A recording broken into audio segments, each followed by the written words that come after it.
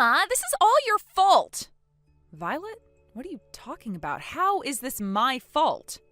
It's your fault because my husband divorced me. I won't let you deny it either. You'll take responsibility for this and I'll make sure of it.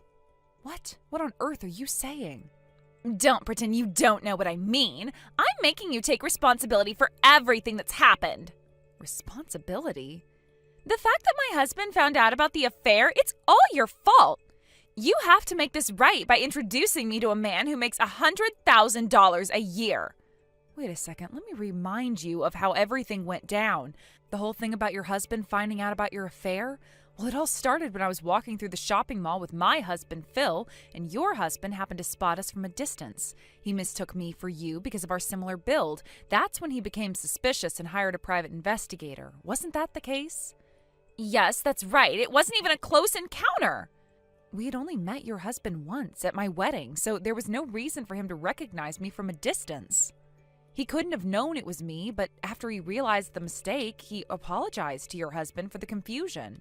However, in the end, it turned out that you were the one having an affair with a classmate you reconnected with at the reunion. So how is that my fault? Look, no matter how you try to spin this, it's clearly your fault. You were the one who got me mistaken for you. If you hadn't been so misleading, my husband wouldn't have been confused in the first place. It's your fault for putting me in that position. Not only that, you also happened to go to the shopping mall at the same time as my husband. That's also your fault. Well, hold on a second. The main issue here is that you were the one who cheated in the first place. If you hadn't cheated, none of this would have come out in the open, would it? The blame falls squarely on you. If you hadn't been seen by my husband, there would have been no way for him to find out about the affair, and none of this would have happened. So yes, it's absolutely your fault. You're the one to blame, not me. Now hurry up and introduce me to a man who makes $100,000 a year. Once I start a relationship with him, I'll make sure he helps me pay for my husband's alimony. This is ridiculous. You're seriously asking me to do that for you? You don't have much time left until the alimony deadline, so you better hurry up and do something about it. I don't care about your problems. Take care of it yourself. If you won't help me, then I'll just take your husband instead. What? Phil is so good looking, isn't he? And he's clearly a successful guy, right? Clearly he's way too good for you. I'll take him off your hands. You really don't understand anything, do you? Why don't you just get a job and work to pay for things yourself? It's clear you're too stubborn to let a man take care of you. How pathetic. Oh, I see. Violet, you're just impossible. I've had enough of this. What do you mean? Well, I've got some things going on in my life too, you know. I can't afford to waste any more time dealing with you right now. For my own mental health, I've decided that I need to distance myself from you more than ever. I'm sorry, but I can't deal with you anymore. Goodbye.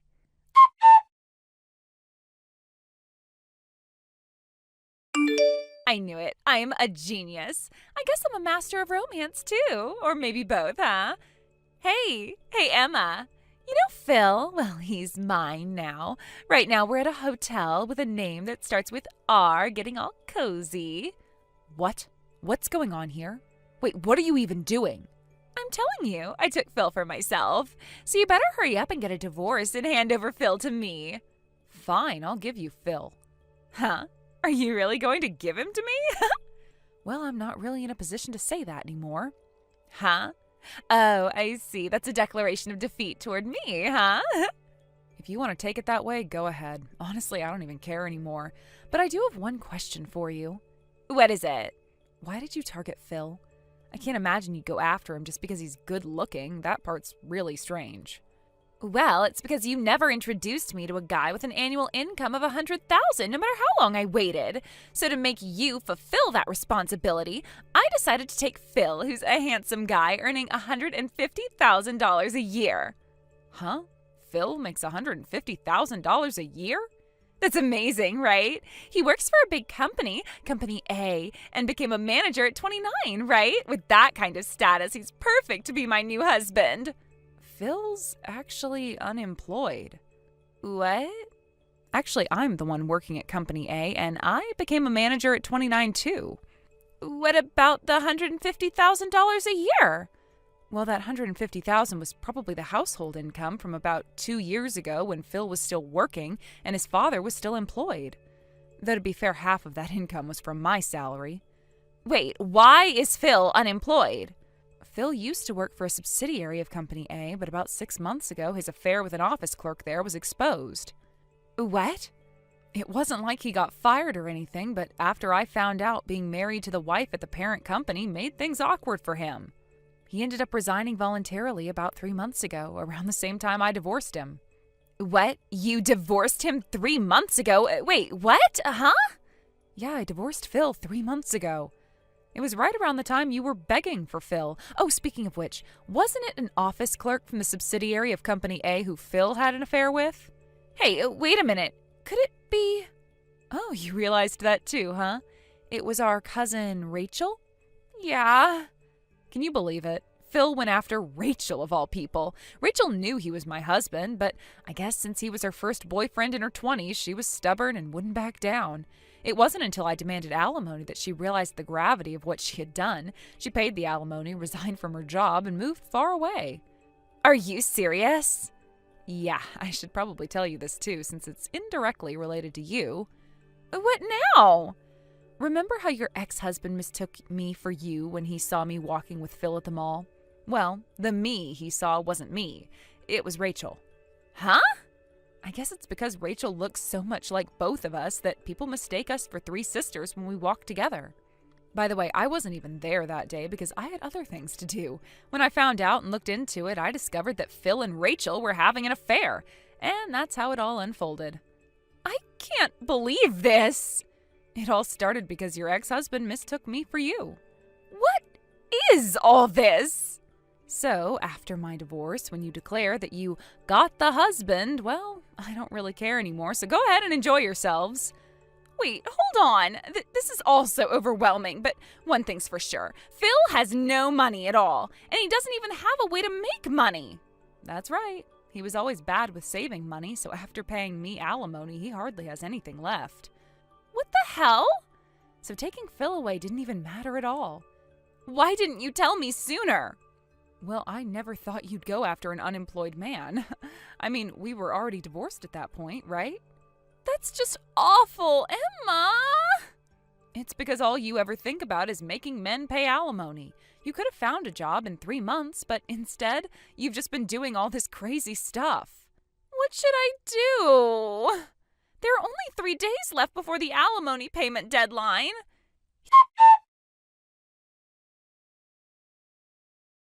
He went and abandoned me. That's a misunderstanding. Huh? Well, whatever. It seems like that's not the main topic anyway. By the way, wasn't today the deadline for the alimony payment? Could it be that's what you're talking about? Yep, exactly. It's unbelievable, really. He made me his wife and paid all the alimony for me. Can you believe that? He didn't even hesitate. And then out of nowhere, a guy appeared who said he fell in love with me at first sight. Did you meet him? I haven't met him in person yet, but if he's willing to pay all my alimony up front without a second thought, he must be incredibly wealthy, right? That's the kind of person who could definitely save me from this huge crisis I'm in. I'm pretty sure he's going to be the one to rescue me. He's my Prince Charming, and he'll swoop in to save me, no doubt about it.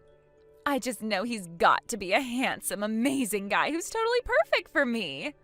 I think you might be setting yourself up for a bit of disappointment here. Huh? Are you jealous? Well, I guess it can't be helped.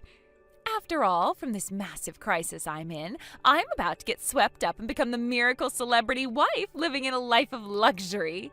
It's not something anyone would expect, but hey, that's what's about to happen. Ugh. I really think it would have been better if you had just worked for yourself, don't you think? Jealousy is totally acceptable. Feel free to be as envious as you want. I'm fine with it. Oh, and by the way, I already sent the marriage registration yesterday, so by now it should have already been submitted to the office. Huh? And right now I'm on my way to my future husband's mansion to move in. Can you believe it? I'm about to become a celebrity wife. I'm about to be born anew, living a life of wealth and privilege. This is it, my new beginning. I don't want to hear any complaints if things end up going wrong, though.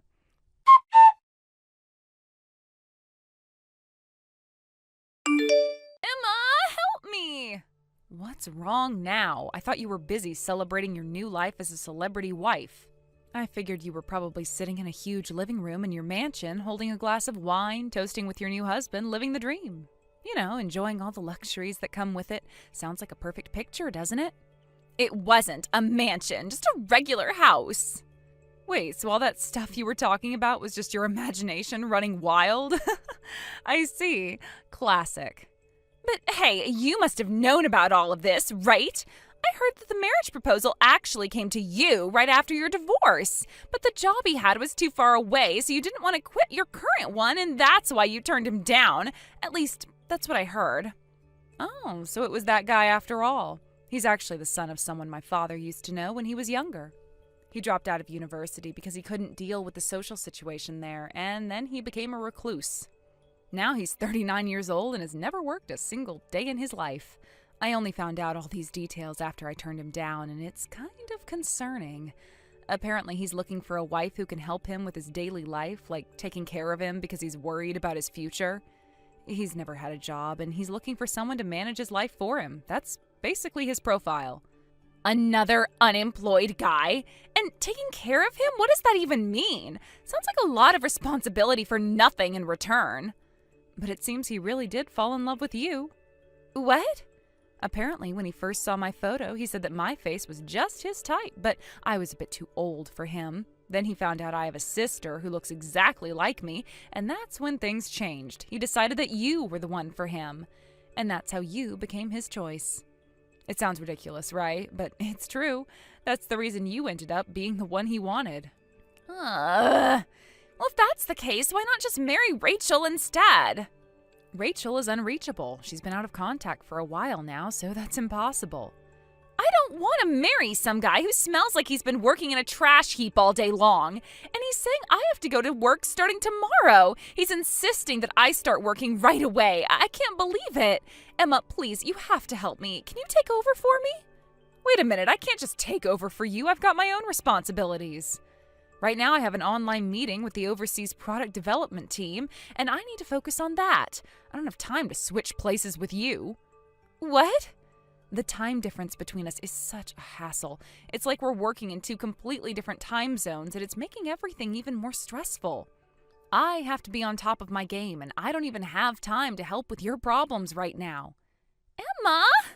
All right, then. I'm really sorry, but I've got to go. I'll talk to you later. Wait, Emma, no!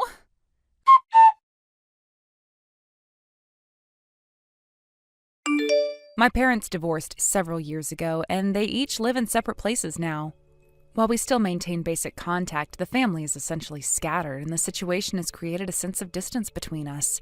It's not that we don't care about one another, but we've become so detached over the years that it's as if we're leading separate lives now. The communication is minimal, only when necessary, and the closeness we once shared is now a distant memory. This environment, where our family is fractured, has had a significant influence on my younger sister. She's always been free-spirited and reckless, living without much consideration for consequences. To put it in a positive light, you might say she's a woman of many loves, someone who's always seeking excitement and new experiences. That's the kind of person she is, always chasing after the thrill of something new. But the reality, as most people would see it, is much darker and far more cynical.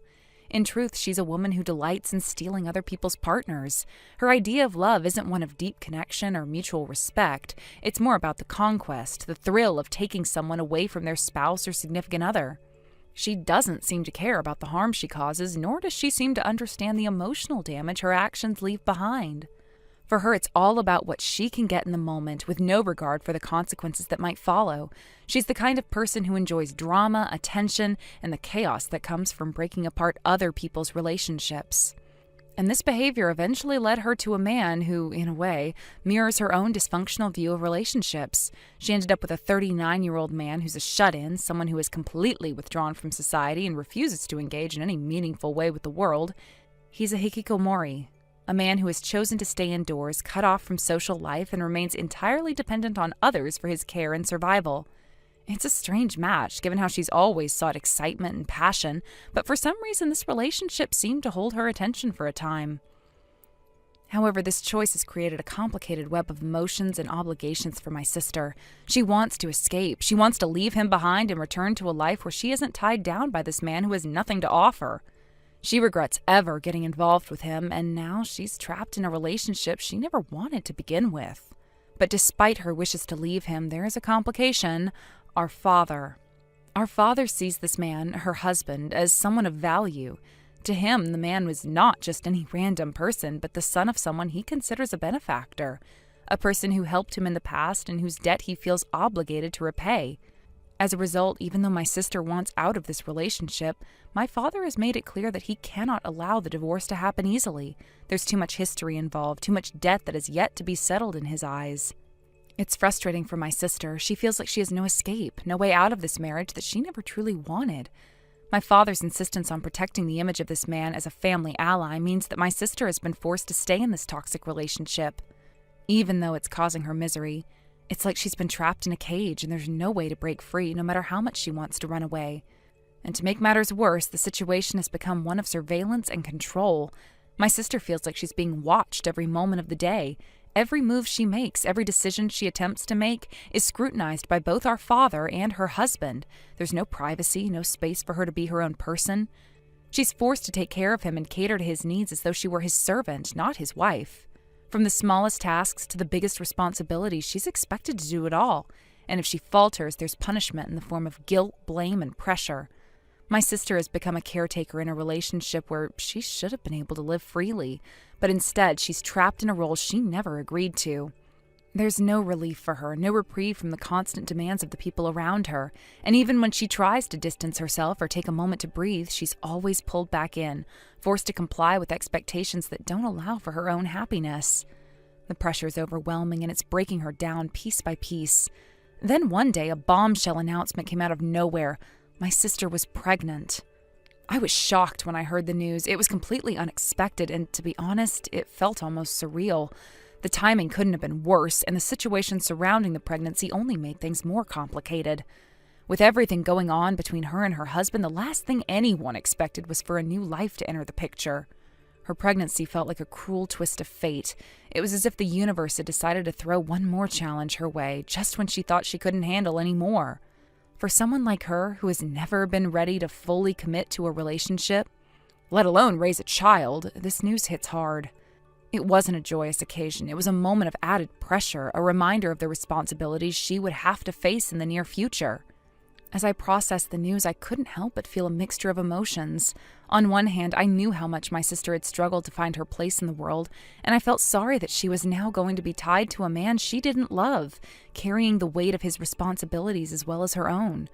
On the other hand, I couldn't deny that the pregnancy changed everything, that it was a pivotal moment in her life that would force her to confront her situation head-on, whether she was ready or not. As strange as it may sound, I couldn't help but think that this news, despite its shock, was almost like an eerie premonition. It felt like the kind of story you'd hear around the time of Halloween, the season when people tell ghost stories and reflect on the dead. It was an unsettling feeling, as though we were standing on the edge of something we couldn't control. The supernatural undertones of the situation made it seem as if we were caught in the midst of a tale that would end in something far darker than any of us could have predicted. This pregnancy, unexpected as it was, might just be the catalyst for a series of events that would change everything for my sister. Whether she would be able to escape her marriage, regain control of her life, or face the consequences of her actions remained to be seen. But one thing was clear: her life would never be the same again. Malcolm, do you have a moment to talk? You don't have to worry about this taking too long, because I can make this quick. Oh, it's you, Sammy. What's up? I wanted to talk to you during the reunion yesterday, but I didn't get the chance. I even tried to make an effort to walk up to you while you were pouring another drink, but you walked off the moment I came over. You mean when you took my phone and snooped around for my number? April told me all about it. What? I didn't exactly take your phone. Oh, that's a bit much, don't you think? But yes, I admit it. I did look at your number without asking. I'm sorry for that. It just caught me off guard that April, of all people, had exchanged numbers with you. That was really surprising to me. So, what do you want? After the way things ended between us, most people wouldn't think to reach out, especially not like this. I wanted to apologize for how I was back then. I know I was awful and I messed things up. Honestly, I was just a mess. Anyway, I need to tell you something. I just broke up with Seth earlier today. Seth? Oh, right, the guy you cheated on me with. I almost forgot his name. What does that have to do with me? Well, seeing you at the reunion yesterday brought back all these old feelings. It made me realize I couldn't stay with Seth anymore. I just couldn't. Okay, and? Oh, you're still as difficult as ever, aren't you? Can't you tell what I'm trying to say? Not really. Spell it out for me. Ugh, fine if I have to. What I'm trying to say is that I want us to get back together. What? What's with this us business? Why are you talking as if I feel the same way about you? Well, you're still single at 30, aren't you? Yeah, I am. So what? It's been 6 years since we broke up. 6 whole years. And in all that time, you haven't gotten married.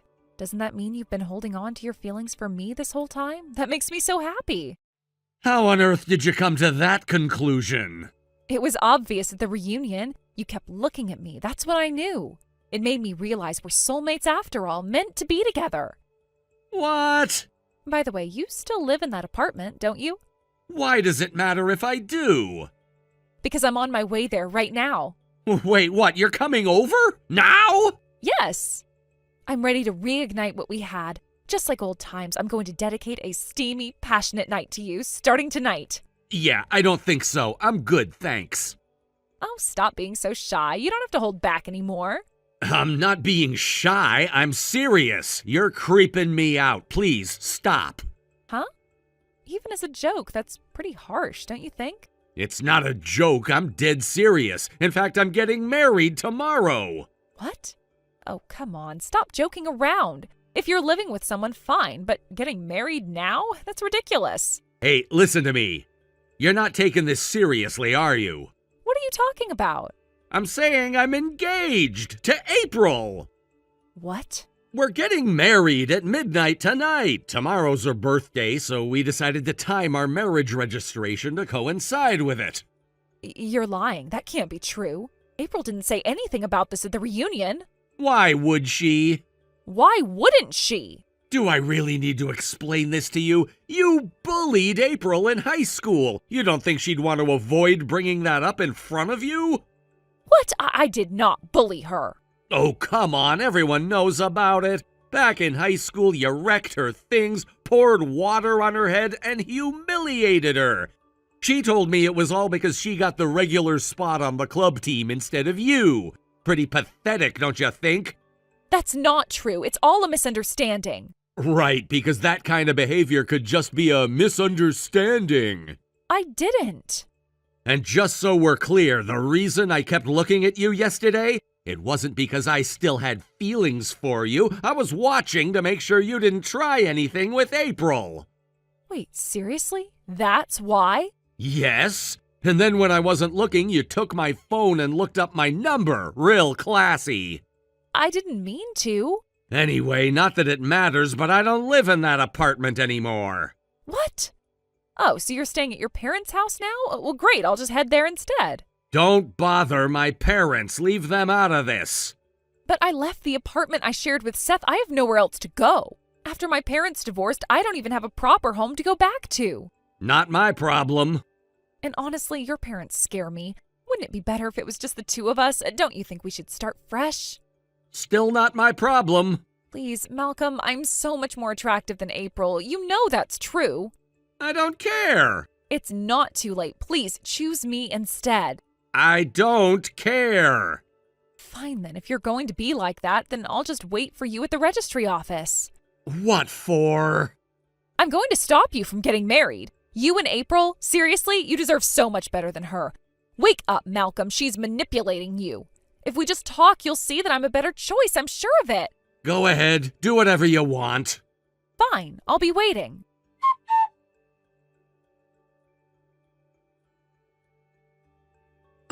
Malcolm, are you not here yet? I've been standing here in front of the city office waiting for you. Where are you?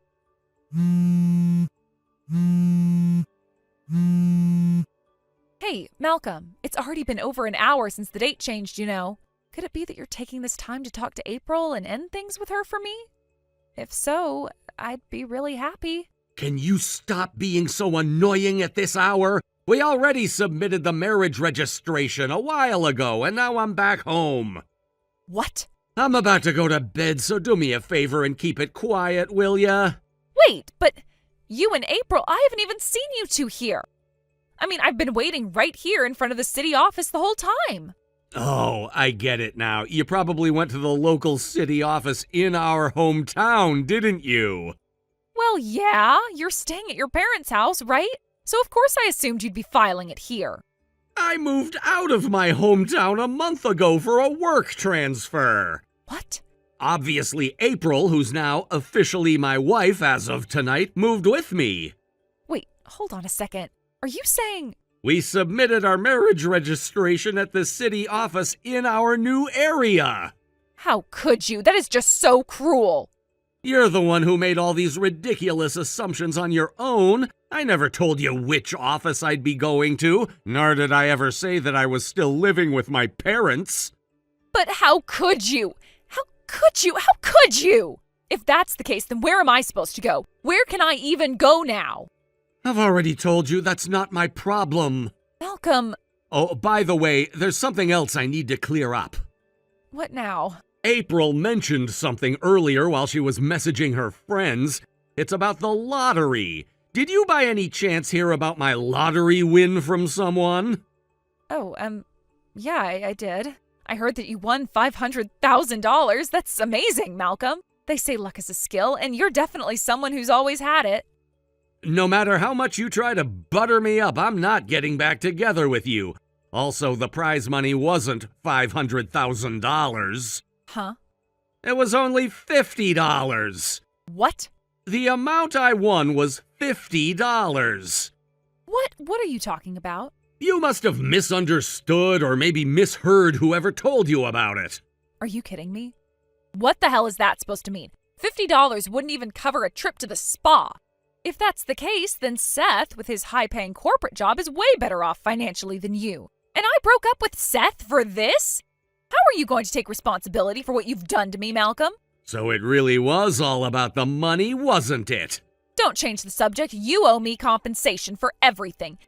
Give me $500,000 right now. You owe me that much. You're unbelievable. Honestly, you are. I can't even believe what I'm hearing right now.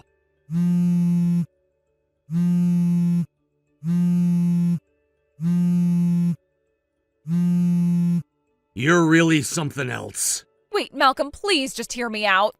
Look, I was desperate, okay? I thought if you really did win $500,000, you'd come back to me. I mean, we were so good together once, weren't we? Good together? Are you even listening to yourself right now? You threw everything away when you decided I wasn't worth sticking around for. But you were so different back then. You weren't stable, you didn't have a career path. How was I supposed to know you'd turn everything around? And now you're with April. Exactly, and she's been with me through everything, even when times were tough. She didn't leave when things got hard. That's the difference between you two. But Malcolm, I've changed. I swear I have. I just didn't know how to handle things back then. If you give me another chance, I'll prove it to you. There's no chance. None. And after tonight, I hope it's clear to you why. Malcolm, please don't do this to me. I don't have anyone else. Seth is not going to take me back after what I did. I gave up everything for you, and now I have nothing. That's not my problem. You made your bed, now you get to lie in it. You are heartless, Malcolm. How could you just throw me away like this? I didn't throw you away. You walked away, and I'm not responsible for what you lost because of your own decisions. Malcolm. Good night.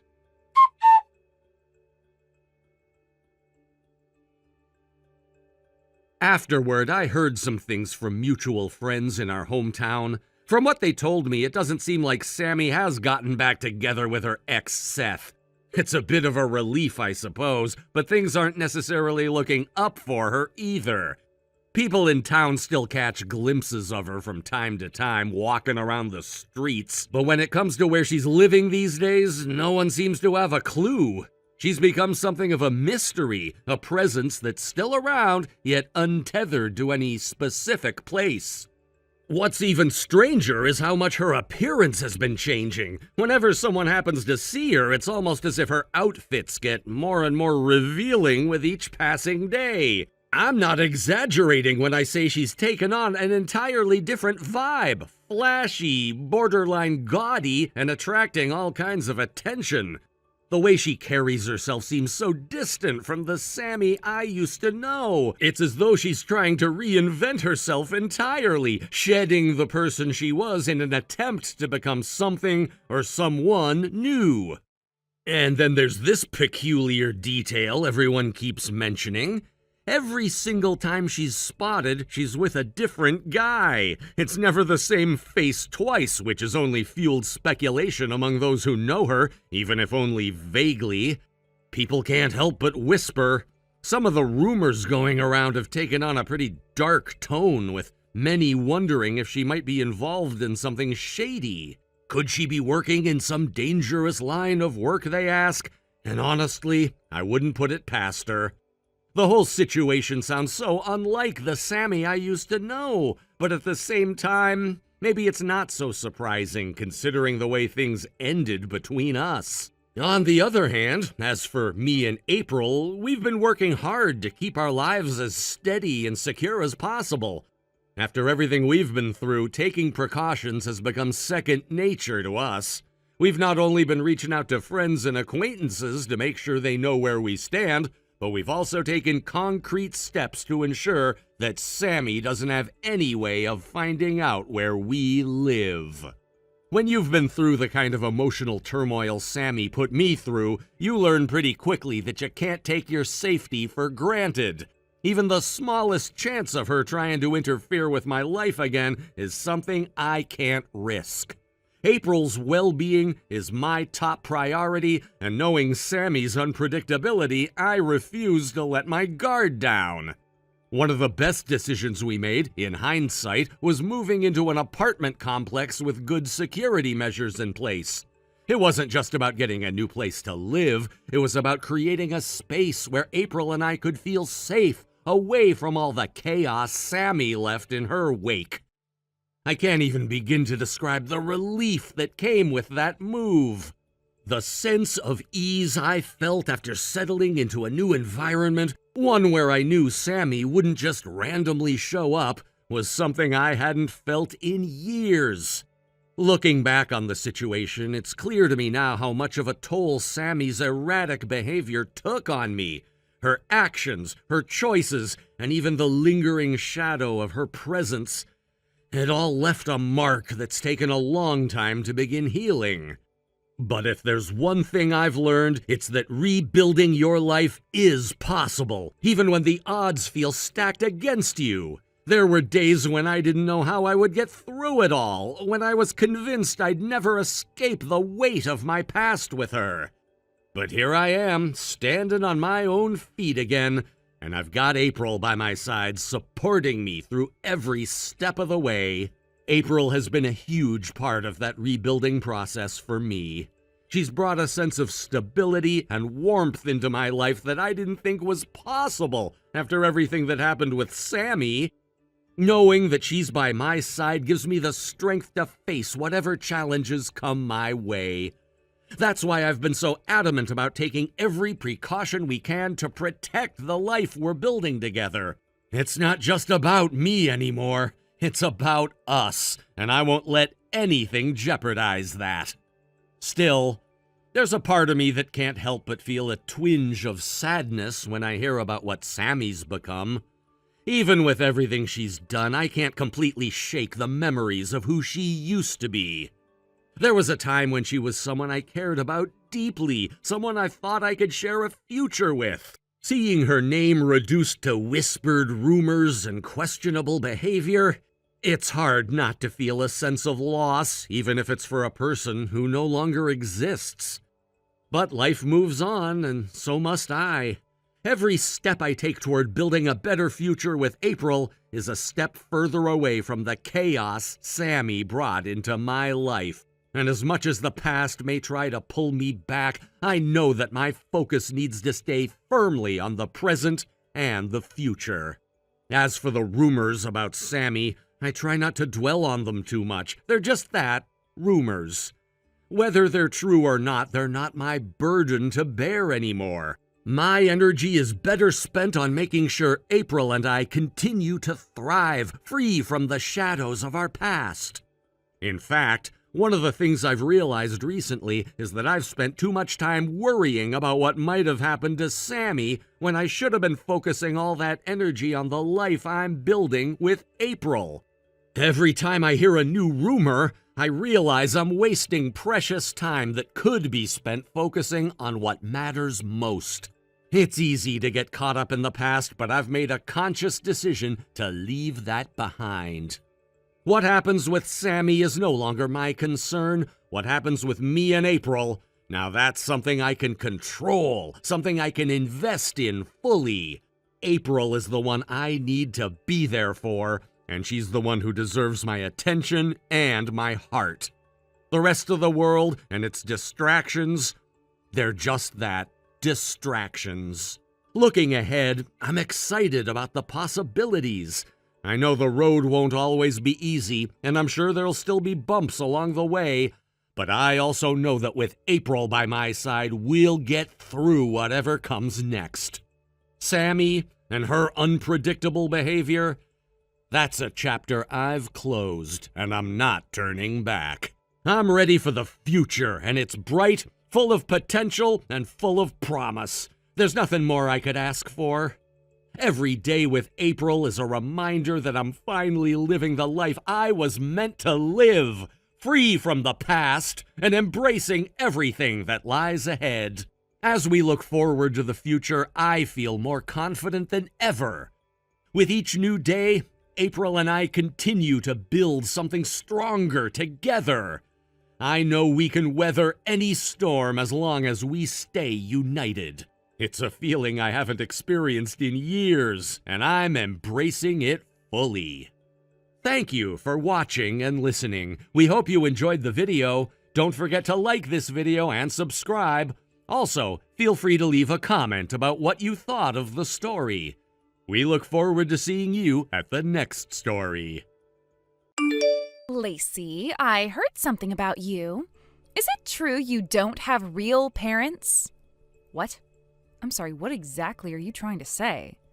At the family introduction meeting, you called yourself Jared's sister, didn't you? But the truth is you're adopted, right? You're not even blood related to him. What? Oh, well, it's true that I was adopted, but you're wrong about the rest. There's still a blood relationship between us. The couple who adopted me are actually my late biological father's older brother and his wife. In other words, Jared and I were cousins to begin with.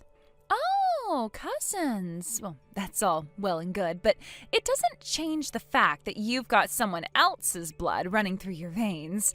At the end of the day, you're not a real sister. You never were, and you never will be. Excuse me, but what exactly are you trying to say here? This is your wedding day. It's supposed to be a joyous, peaceful occasion, so why would you make comments like this? Why would you go out of your way to stir up unnecessary trouble? You really don't get it, do you? I'm saying your very presence here is the problem. What?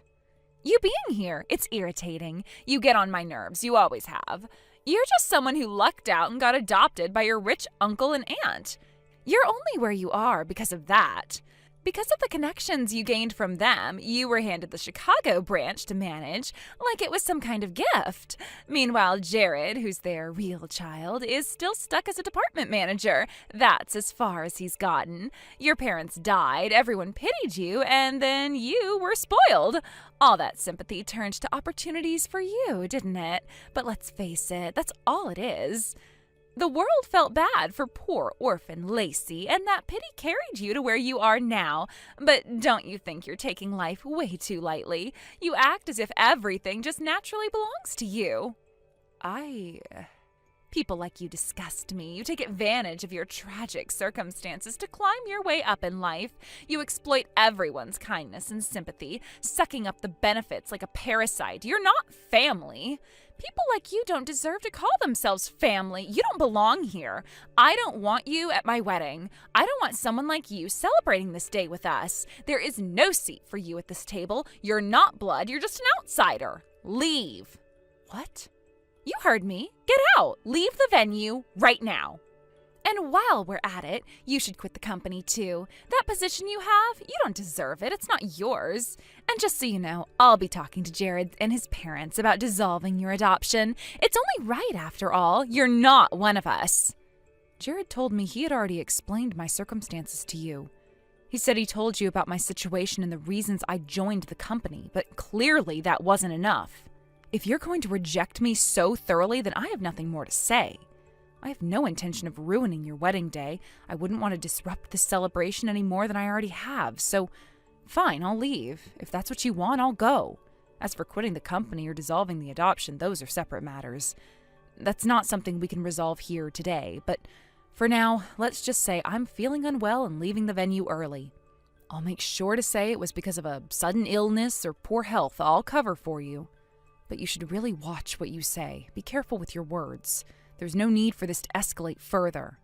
Oh, whatever. Sure, fine. Do what you want. You're leaving is all that matters. Good. Then I'll go. Yeah, bye. Good riddance. Goodbye. Forever.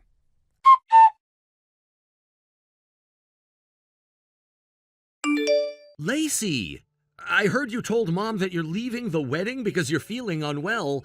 Did you already head home? Oh, Jared, I'm sorry about that. I think I might have been a little too tense. I ended up with this splitting headache, and I decided it would be best to leave. I feel bad about leaving an empty seat in the family section, but honestly, sitting there and trying to endure the pain would have been impossible. It would have just made a scene. Is that really true? What? I'm asking if you're really not feeling well. I mean, are you really sick? Jared, what are you saying? Why are you looking at me like that? You're starting to scare me. Oh, sorry. I didn't mean to come across that way. I'm not trying to scare you. It's just, when Mom told me about you leaving, Shelby was there too. At the time, she said all the right things. She told us she was disappointed to hear you wouldn't be attending. But then right after that, when she turned her back on us, I caught a glimpse of her face in the mirror on the dressing table. Her face? Yeah, it looked weird. She had this faint smile on her face, almost like a smirk. It was subtle, but it didn't look right. It didn't look like someone who was genuinely disappointed. It looked off. Jared, are you sure you're not just imagining things? I wish I was, but it wasn't just me. Mom saw it too, so it wasn't just my imagination. I see. That's why I need you to tell me the truth. I don't care what it is, just be honest with me.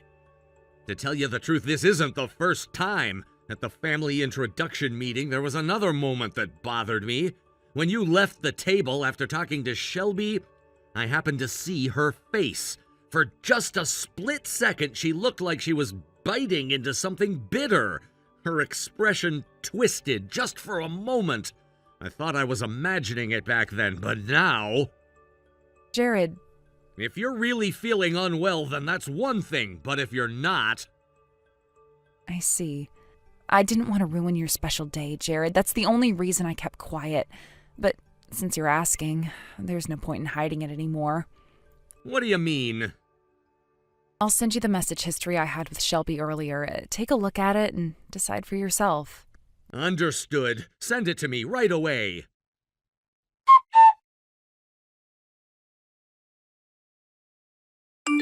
Lacey? The wedding's been called off. It's over. What? Dad and Mom just spoke to Shelby's father. That's it. It's been decided. I see. If Shelby tries to contact you, don't respond. Not for now, at least. Are you sure? Yeah, just leave it.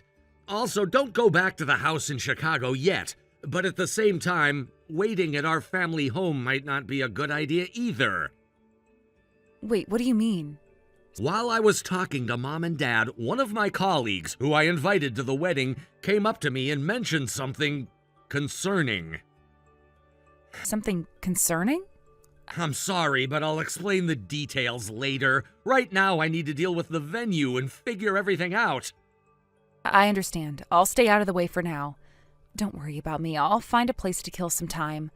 Maybe I'll head to a cafe and catch up on work while I wait for your next message. Thanks, Lacey. I'll talk to you soon.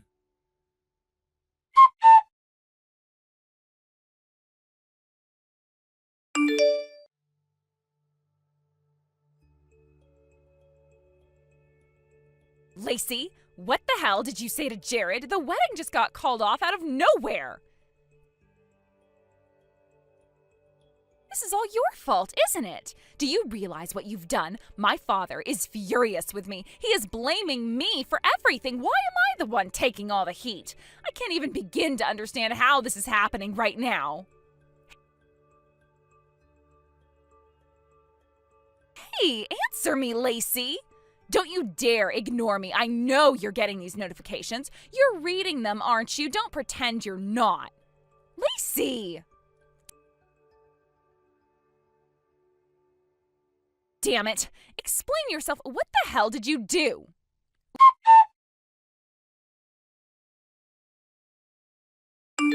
Shelby, 300 missed calls to Lacey throughout the night? That is absolutely insane! You need to stop this right now! What? I was just thinking that Lacey, who caused our engagement to fall apart, should be held responsible for it. She has to face the consequences of what she did. Lacey is not to blame, Shelby. In fact, I'm actually somewhat grateful to her, because if it weren't for her, I might not have realized how you really feel. It's actually a good thing, believe it or not. What? You're grateful to her? How can you say that? She's the reason everything's falling apart between us. And on top of that, I am also incredibly disappointed in you. You didn't even bother to listen to the important things I've been trying to say. You've been completely ignoring what I needed to share with you. What? Important things? What are you talking about? You're saying I ignored something important? I don't even know what you're talking about. You didn't realize this before because your last name changed after your parents got divorced, but I found out that the part-time office worker Rachel over at the Chicago branch is actually your biological mother. What? Wait, what? Rachel is my biological mother? You're saying that Rachel, who works as a part-timer in the office at the Chicago branch, is my real mother?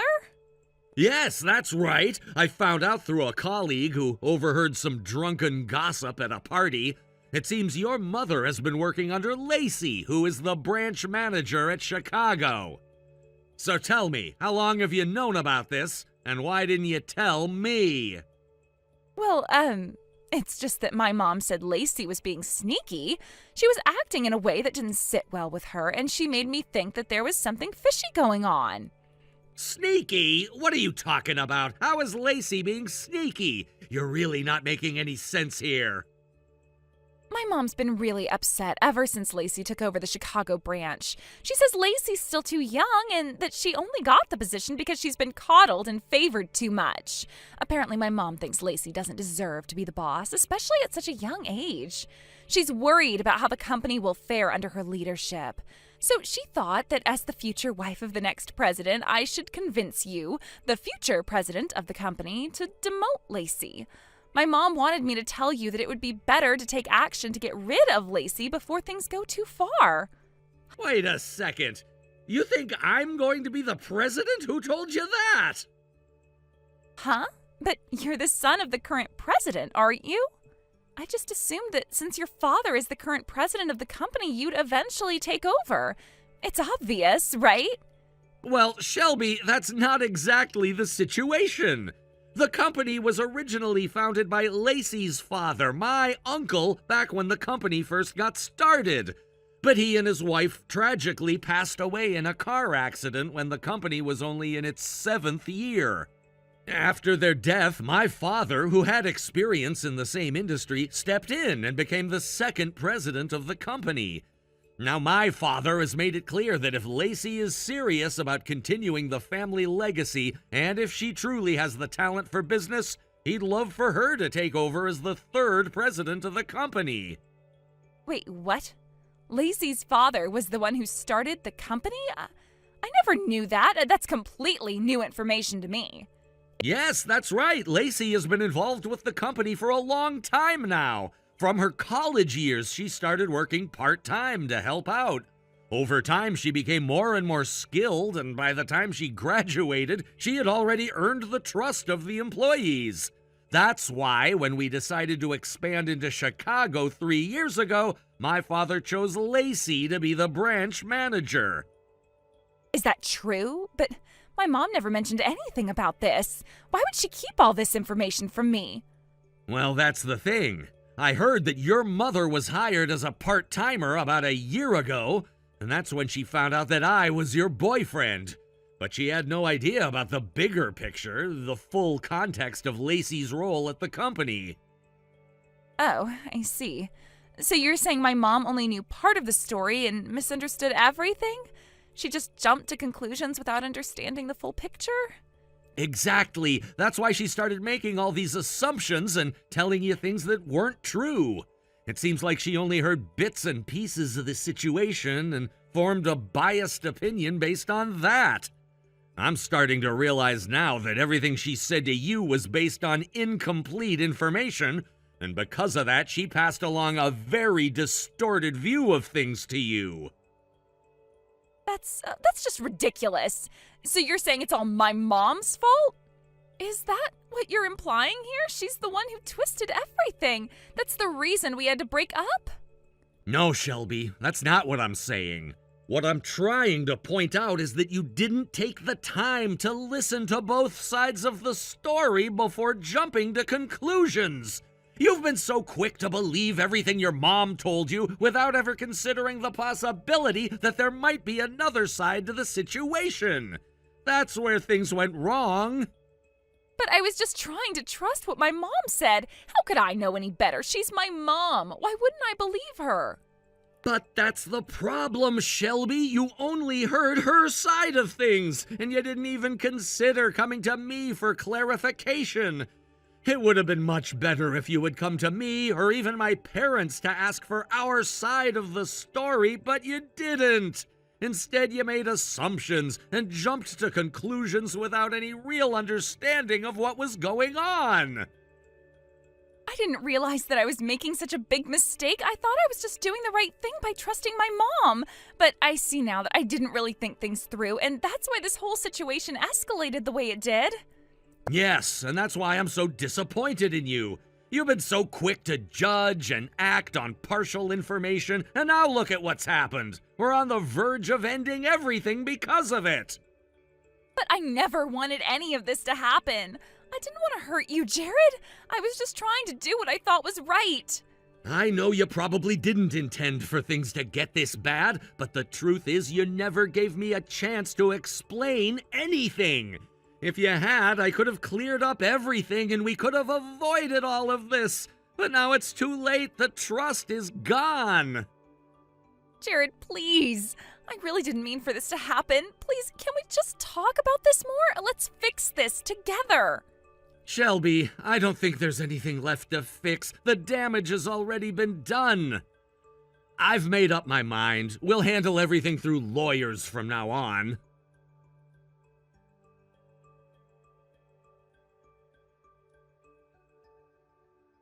Goodbye, Shelby. This is it. Jared!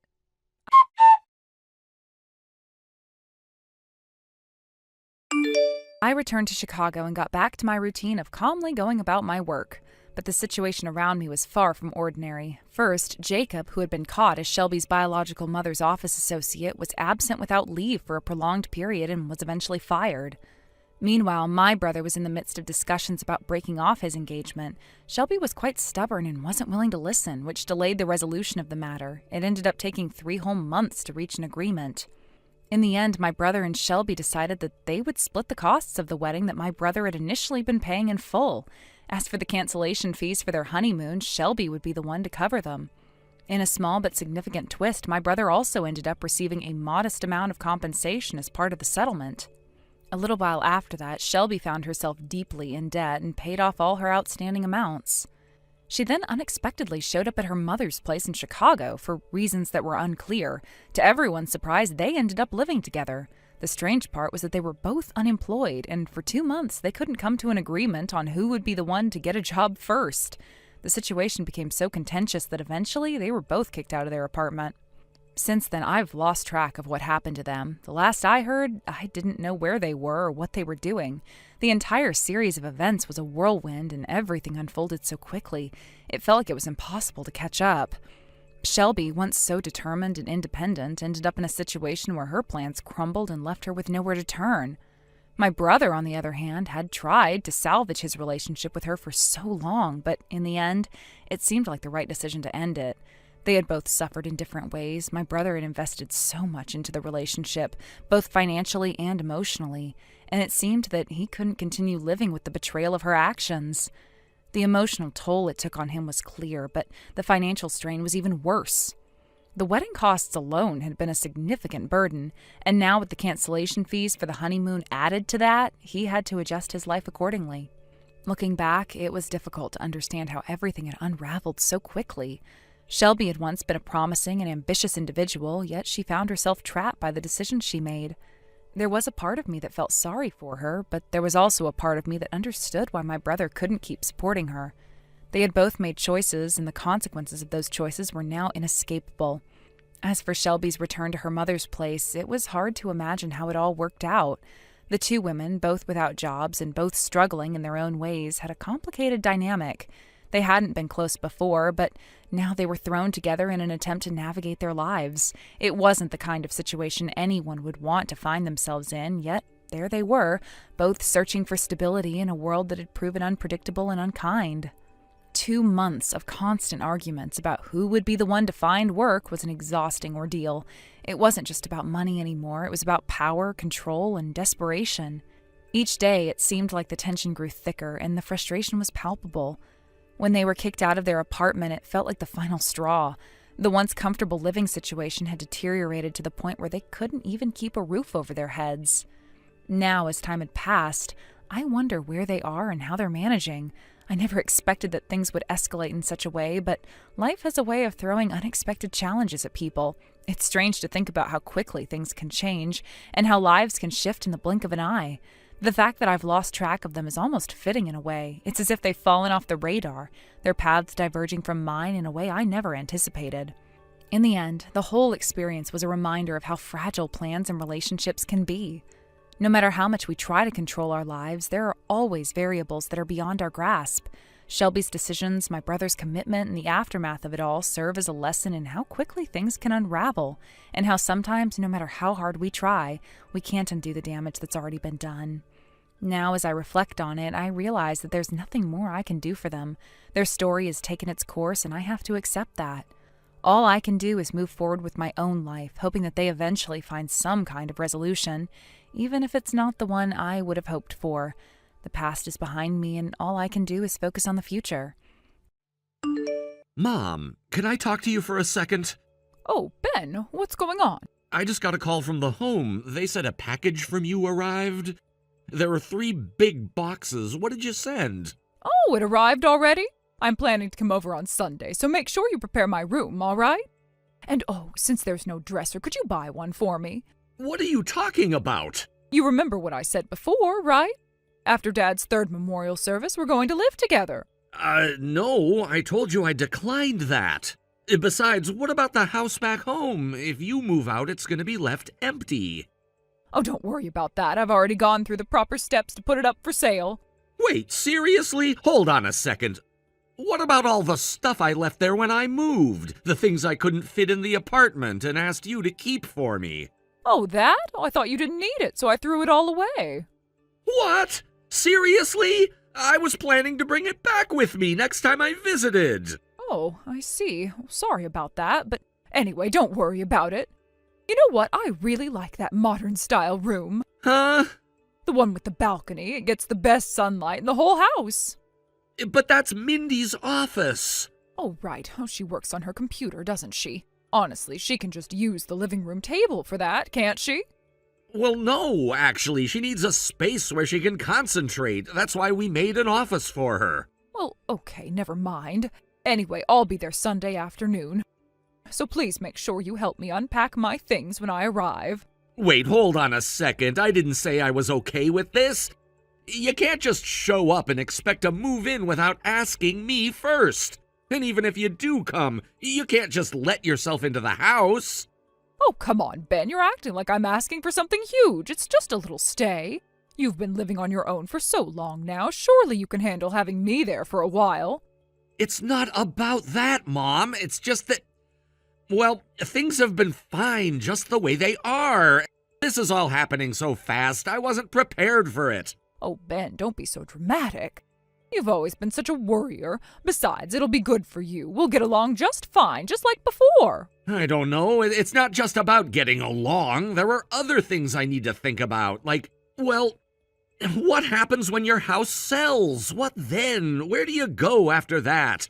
Don't worry about that. I'll figure it out. But for now, I just need a place to stay for a bit. You can't really say no to your own mother, can you? I'm not saying no, but I need to have a little more say in this, you know? It's my place too, after all. Oh, Ben, you worry too much. I'm sure everything will work out, and I'm just coming for a short while. It's not like I'm planning to stay forever.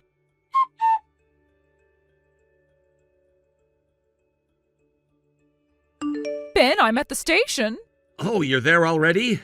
And, now that I think about it, usually I'm driven to your house by someone, so I don't really know the way from the station. I got distracted and forgot about that. Could you come and pick me up? Wait, you're at the station? Let me check. Is this the map website you're using? You know how to read a map, right? I'm not taking the car out today, but it's only a 10-minute walk for me, so it's not a big deal. Oh, I see. Well, I guess it's fine then. It can't be helped. I know it's a little bit of an inconvenience for you, but it's not like I'm asking for too much. Besides, I'm getting older, and it's not always easy to find help. You're my son, so I'm sure you'll understand. Yeah, I get it. I don't know what I expected, but this feels like a lot all at once. I know, but it'll be fine. Don't stress yourself out too much. We'll work it out together.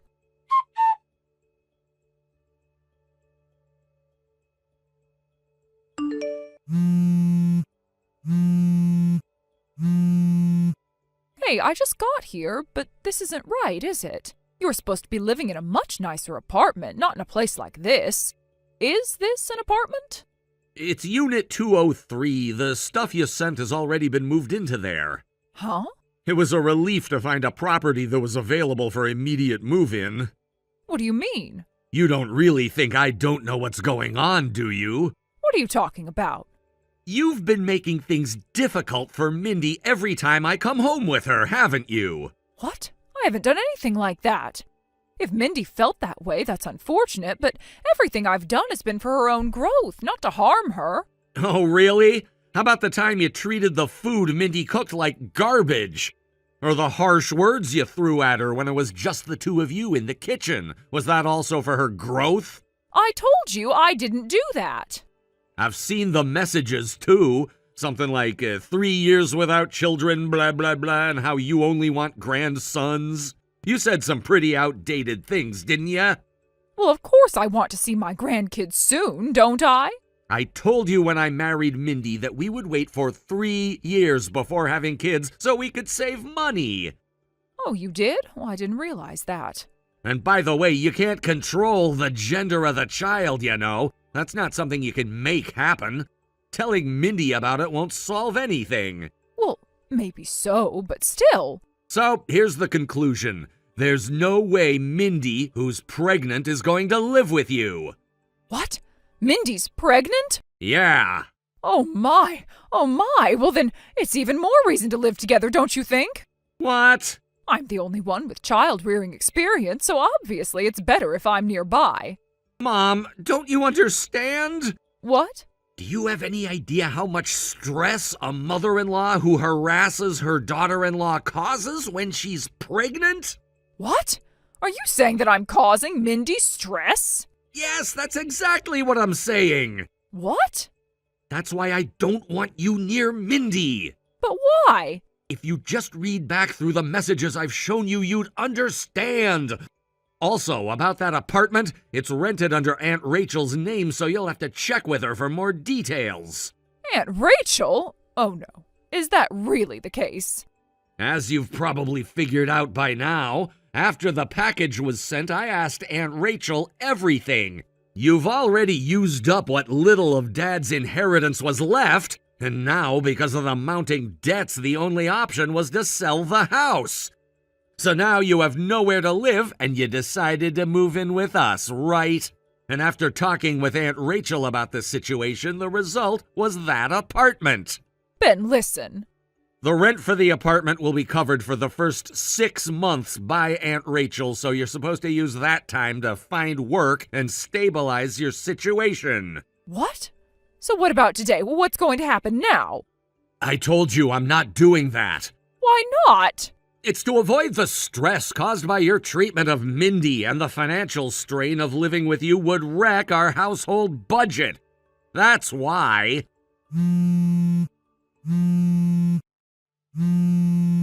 I don't want to hear your voice, so I won't answer. I'll get along with Mindy just fine. I'll save money, too. Sorry, but the attitude of sending the moving boxes and trying to force us into living together like this, I can't trust you anymore, even if you're my mother.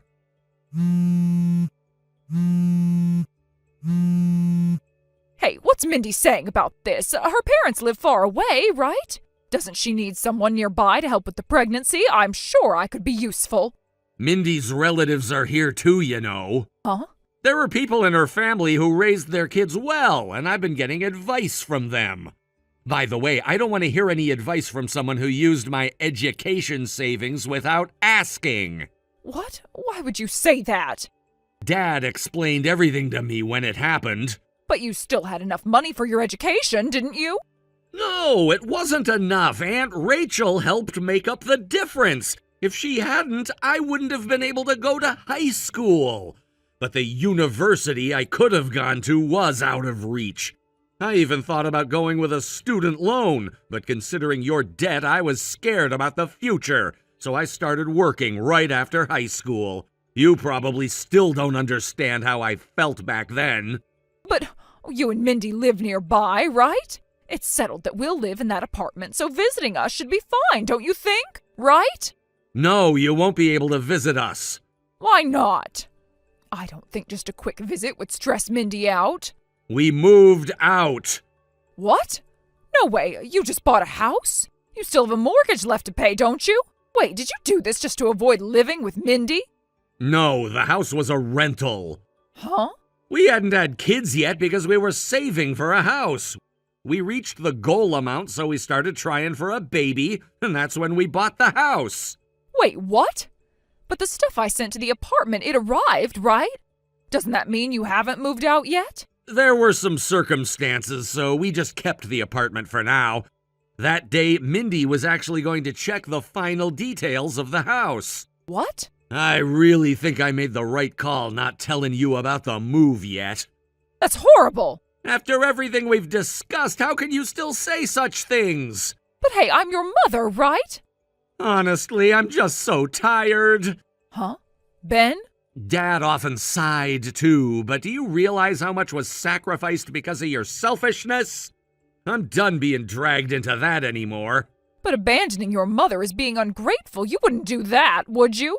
We're family, just you and me, remember? Dad told me this before he passed.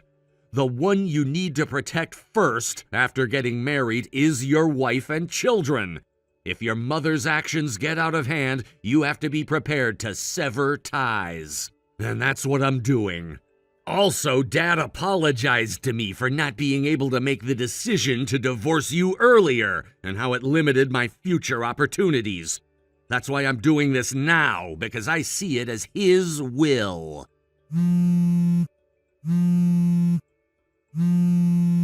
Aunt Rachel should be arriving soon, by the way. What? No, stop! I don't like Aunt Rachel. Ben, can you at least stay with me for a while? Well, goodbye. Ben,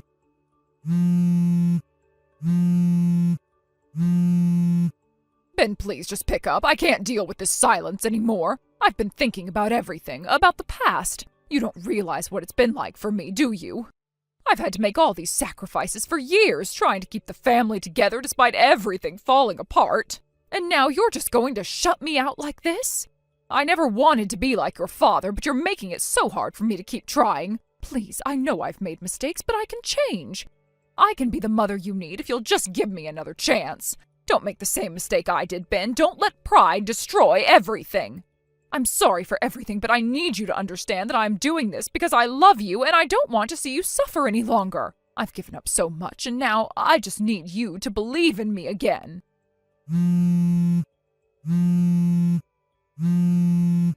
Ben, please, I need you to understand. I've done everything for this family, but you won't even give me a chance to explain. How is this fair? How is it fair that you just shut me out? What did I ever do to deserve this? You're my son. We've been through so much now, and now you just want to throw it all away? You're acting like I'm the villain here. You think I don't realize how hard things have been? You think I don't see how much you've had to struggle? I have been there. I've been there through so much more than you realize, but I never let it affect you. You never had to see me struggle because I made sure you didn't. But you can't even listen to me. You've completely turned your back on me. And now you're pushing me out of your life for good, and you don't even realize how much that hurts. You think Mindy is the only one who needs help right now? What about me? Do you really think that I'm just fine with everything falling apart? Do you really think I'm okay with being left all alone? Ben, I've never asked you for anything. Not really. I've always tried to handle things on my own, but now you won't even listen to me. I don't know what to do anymore. You think I'm the one who made things difficult for Mindy? You think I'm the one who caused all the problems? You don't know the half of it, Ben. I've been trying to make things right, but every time I reach out, you push me away. And now you've cut me off completely. Do you know what it's like to be this alone? Do you know what it's like to have no one to turn to? You think it's easy for me? You think I wanted any of this? You think I wanted things to go this way? Ben, you're my only family. I have done everything for you, but now you're treating me like a stranger. Why can't you see that I'm just trying to make things better? Why can't you see that I'm trying to fix the mistakes I've made? I'm not perfect, but I'm not a monster either. You've got to understand, Ben, I did what I thought was best, even if it wasn't always the right choice. I never wanted to hurt you, but somehow I've ended up doing just that. And it breaks my heart that you can't see it. I know you're upset with me, I know you're angry, but this silence, this coldness, it's more than I can take. I've been alone for so long, and I don't want to lose you too. Just shut up already! You're blocked!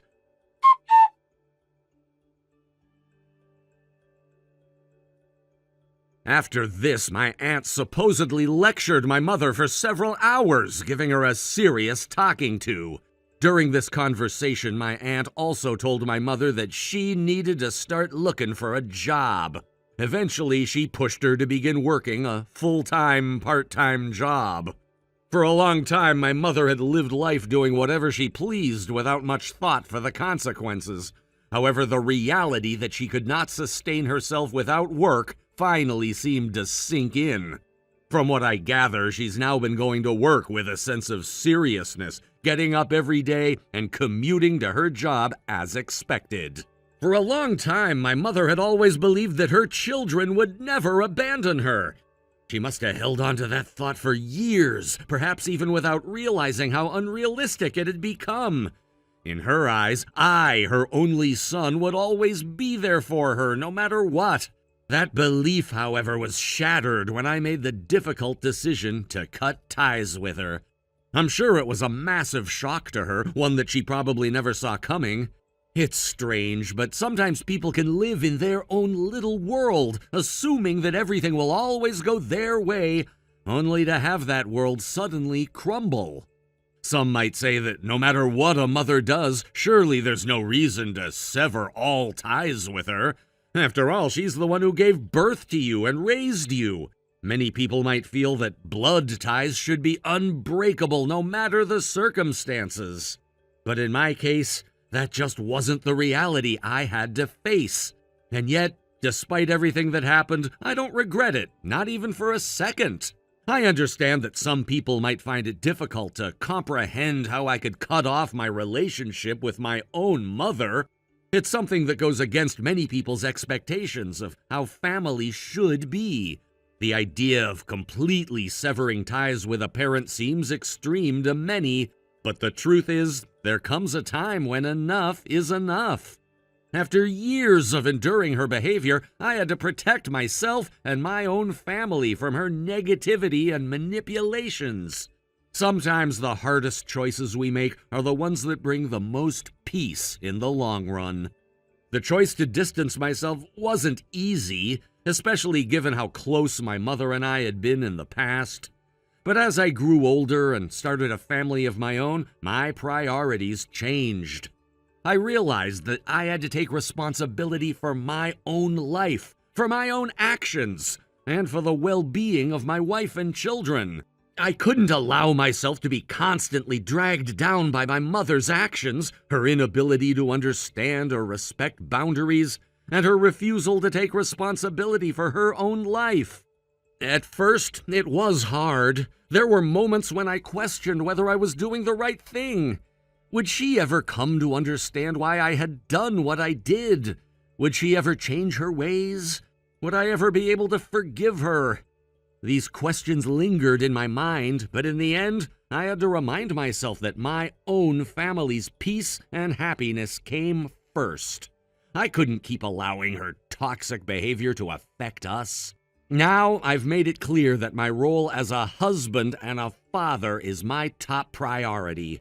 I will continue to do everything in my power to provide for my family, to protect them from harm, and to ensure that they have a better future than I had growing up. My family means everything to me, and I will do whatever it takes to keep them safe and happy.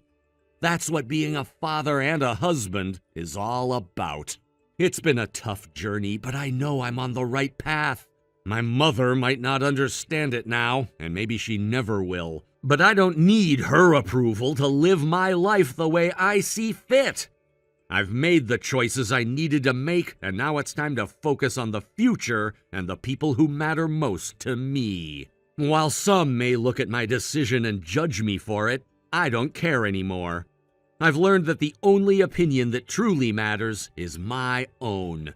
I know what's best for me, for my wife, and for our children.